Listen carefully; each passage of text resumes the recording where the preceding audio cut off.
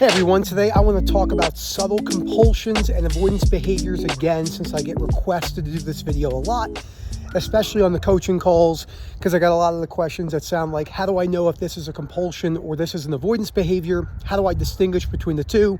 And then I have to explain to them that the desperate search to find an answer for that is usually a problem that keeps many of us stuck. So before I go any further, please subscribe, hit that like button down below, look for that What's Up link by Phil. Like I said, we're hammering out the details for the conference, which will be a lot of fun. A lot of people there. Like I said, one thing we're definitely going to probably do is do a live real talk, which will be a lot of fun. So usually the 8 people on the panel that we normally have will be on the panel speaking, which will be a blast. And a lot of people I think will really enjoy seeing it in live time and kind of how we work through that. So, and in What's Up, like I always say, we use What's Up to communicate. So if you don't have What's Up yet, and you do want to email phil@ocdrecovery.com, it is important to state that WhatsApp is what we use for communication on our one-to-one calls. So you'll definitely want to do that. And then we use Skype for now for our webinars, 8:30 p.m. UK times. So compulsions and avoidance behaviors go way, way deeper than what we think. Okay, when I first came in to OCD recovery, I'm like, I have these, God, the squirrels in Colorado are massive. I have these, that was an ADHD moment. I have these compulsions and avoidance behaviors that I give into, that I do, that I know are a problem, and I'm going to work on them. What do those look like? The big ones that most people that come in with, right? Scrolling on my phone too much for an avoidance behavior, not going to work as an avoidance behavior. When I did go to work, I would go in late and leave early. That was once I started to go back in. Those were compulsive avoidance behaviors. Using adult websites too much. Remember, I'm not pro or anti-adult websites. Hey guys, just for me, I was using them, as most people do, in a comfort setting, which became a really big problem, okay? That's a big one. Only eating sugary foods. I'm not against sugary foods. I eat cookies every single day and candy, leftover Halloween candy, but I don't eat it all the time. Like, that's a really big problem that people do. People ask me a lot of questions about binging. Guys, I'm making a video. He's like, oh, okay, I'll be quiet. So those are the really big ones that people see. And then you have like the typical compulsions, like hiding things, right? You're hiding knives around your house with harm OCD, or you're washing your hands too many times with contamination, or you're carrying around antiseptic soap all the time, or you're venting and you're confessing and you're reassurance seeking. Like, these are all the ones that even if you have no idea how OCD operates, you're probably thinking, something is off here. Why do I have to wash my hands 250 times a day? But I'll tell you what, I've had plenty of conversations where the individual has said, you've done a compulsion for so long, you just say, well, that's just my normal. That's what a lot of people say. That's just my norm. But just because something is your normal doesn't mean it's a healthy behavior. That's like saying, I drink 10 beers a day. That's my normal. I had a guy one time he was saying how he drank 10 beers, 5 times a week. And I was like, oh, that's a lot. And he's like, that's just my normal. It's like, yeah, that's not your normal. That's just a very, very bad excuse. But it's understandable when you've been doing these behaviors. Like, I tell people with compulsions and avoidance behaviors that don't involve hard drugs or alcohol, when you are doing, because we work with a lot of people who have battled many addictions. When you're doing drugs, you're smoking meth, you're doing heroin, you're drinking, a lot of times people are really aware about how horrible that is for their body, but the addiction is so strong. When you're just like venting to your partner or asking them like, what did you think about this? And you're really sneaky about the way you're asking it, because it's not just what you say, it's the tone, the frequency. There's so many little aspects to it that you can't really describe in a video so much, because it's so important to work with someone individually, because OCD is OCD, but everyone has these particular things that they do. And until you look into that, it's really hard to give really good advice on those particular things. And that's a very important thing to cover, a big mistake that we all make. So those are really the big ones. Okay, now I want to go over a bunch of really subtle compulsions and avoidance behaviors. I'm going to list this in like an educational format. I'm not going to distinguish between compulsions or avoidance. Just look at this as reasons or things that drive the OCD cycle. Okay, the first one is sounds. This is something you'll never hear talked about, more than likely. Or Nick. That it's a babyish tone. It's a childish tone. If you're 25 years old making those tones, you are acting very much in a babyish manner. Now that might seem aggressive, and I have all the compassion and empathy for everyone that goes through the journey as a chronic OCD sufferer myself. But it is important to state that those tones of voice instill low frustration tolerance. I'll give you a good example. You don't think about someone who you admire, who's a very balanced individual, man, woman, whether it's a spiritual sense or something. Take the Pope for an example, right? I was born and raised Catholic, confirmation, communion, but I'm not religious at all. I just went because that's what the Italian community did. So I don't think if I went to the Pope and said that he had to give a speech, I'm like, here's your speaking tour. You have to go to 25 different countries and speak to 25 different leaders about a bunch of different topics. I don't think he's going to go, oh, no. I don't think he's going to do that. It sounds funny, but that's what a lot of people do. It's funny because I did that. When I was more of like an anger way, it was like, come on. Like, so that's the same thing. Whether it's in a whiny tone or like that undertone of just like, motherfucker. That is a compulsion and completely gives them the low frustration tolerance.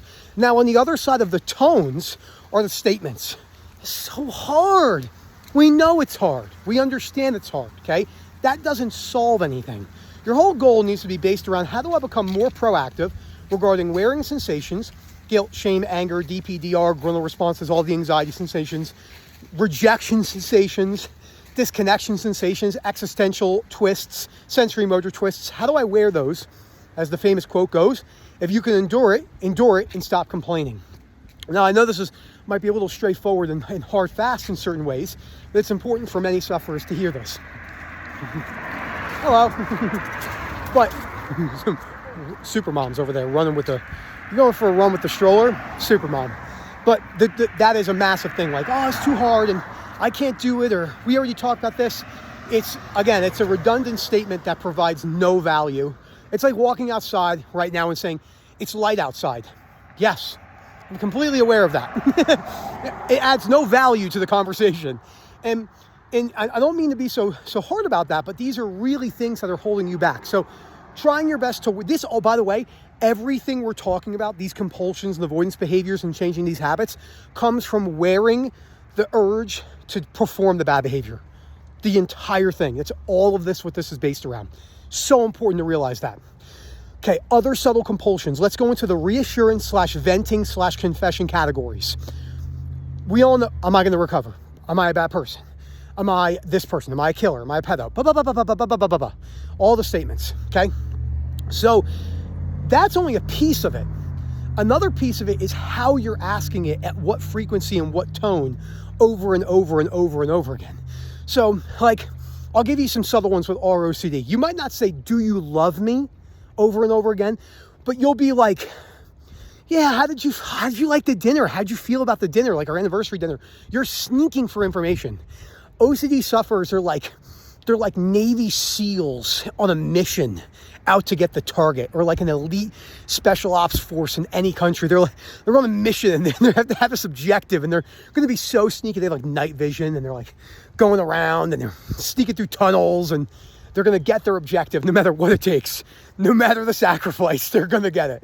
So that is how confession, venting, and reassurance works. It's not just what you say, it's the tone, it's how you say it, it's the frequency.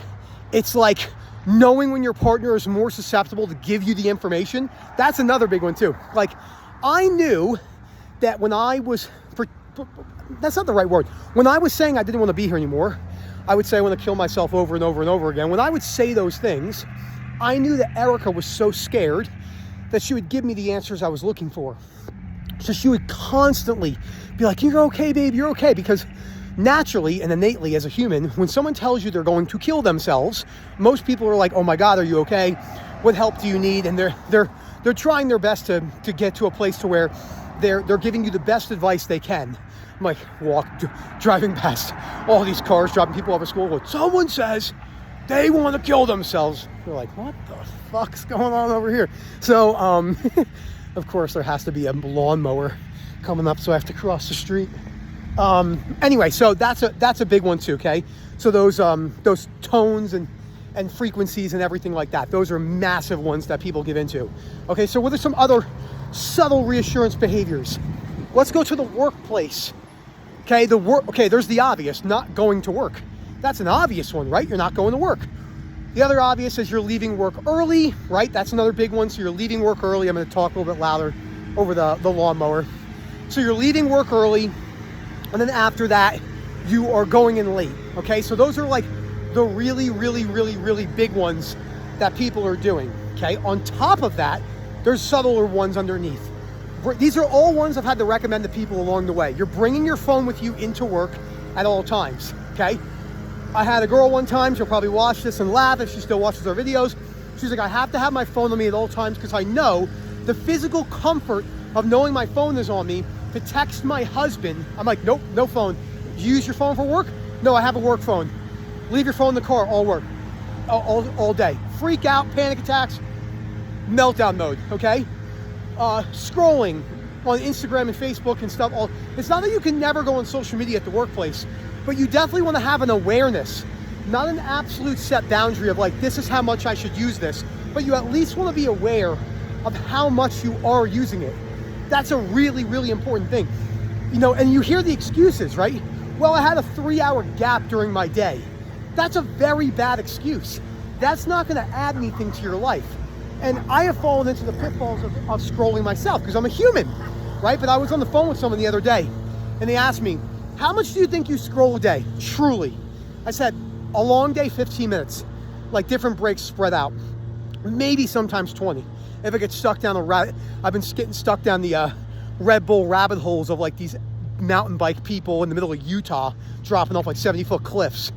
And I'm like, this is crazy. So, you know, but even after, like 5-10 minutes, I'm like, oh shit, I turned it off. But you can't be like, this is the guideline that has to be this and that. Okay, so those are things you're doing at work. You're getting up to go to the bathroom a lot. You're walking around a lot. Teach yourself to sit still. Sit in your chair, okay? Sit in your chair without moving. Try it out, see how it goes. This is where meditation actually has a huge benefit when it comes to changing your perception on stillness.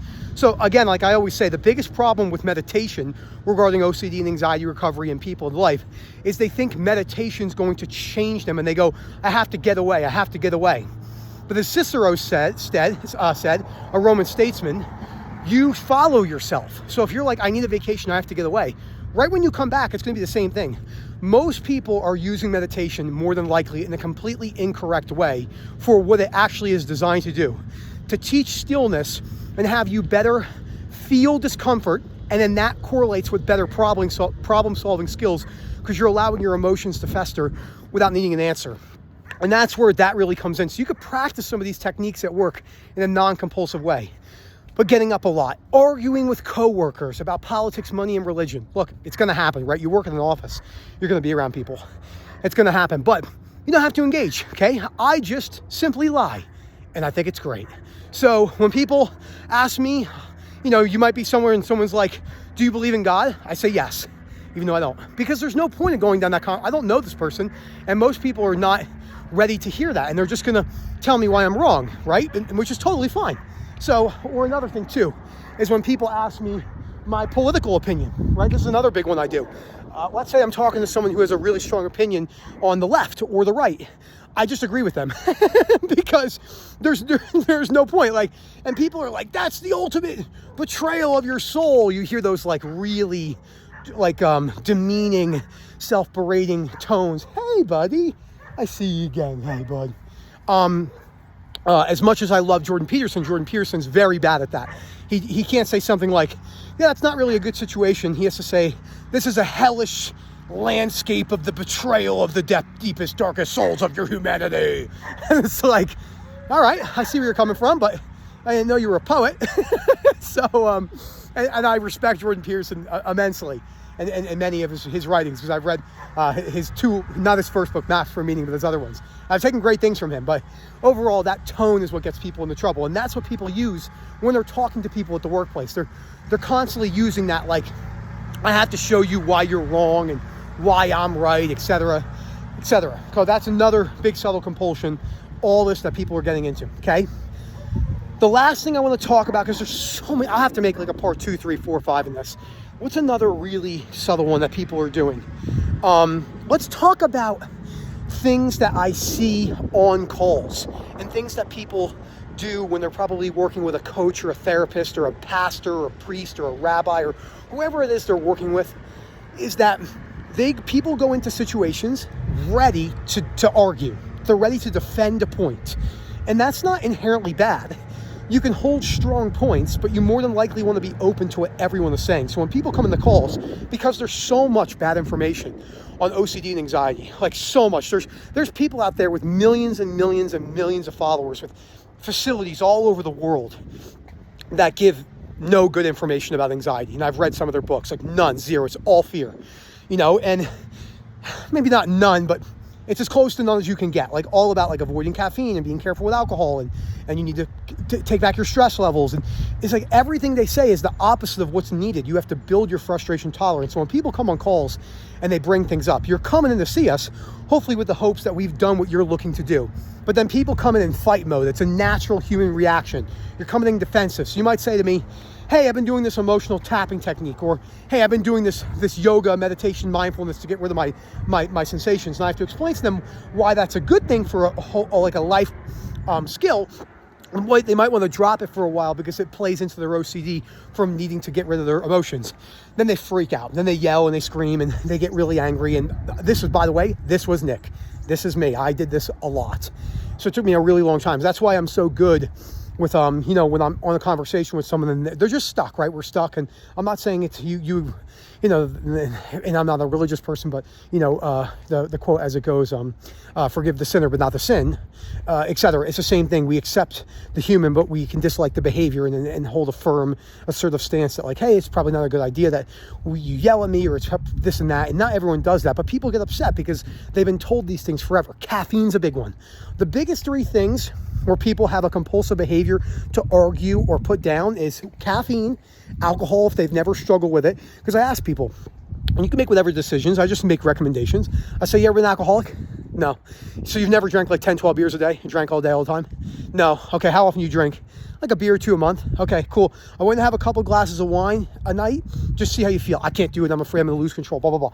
So it's usually not what people are saying because there's so much stuff right now, how alcohol is poison that kills you, etc. The caffeine's a big one. Reassurance is a big one because there's every information I see out there. Reassurance is not a compulsion. Reassurance is rumination. Rumination is not, okay? You add outright analyzing to your fears, but rumination is not a compulsion. You know how many people have come into me over the years and they said these words to me? I cannot stop ruminating. I said, that's because you can't. You will stop ruminating once the fear comes down. You have to become comfortable with rumination. I hear all sorts of stuff like redirection techniques or rumination is something you do to yourself. These are all statements said by people who have never had OCD, so it's understandable why they think that way, even though it's highly incorrect. So again, I'm coming up to my house right now. I hope you guys enjoyed this, but just being open-minded to something you could be doing wrong. Anything in our lives, okay? Rob has given me exposures throughout my journey, years apart, where I've handled them. He's like, hey, would you mind trying this? You don't have to, and see how you do. And I'll be like, you know what? I don't really want to because I like doing a certain thing, but let me try that and see what I can learn from that. And that's the biggest difference that we see when it comes to these particular things. So that's one thing I want you to just be aware of. Remember, again, look for Phil down below. You can WhatsApp link us, direct message us. We can get you in right away. The webinars are 8:30 p.m. UK time every single Tuesday. And then we go from there. And we hope to see you soon. And as always, have a good one, everyone.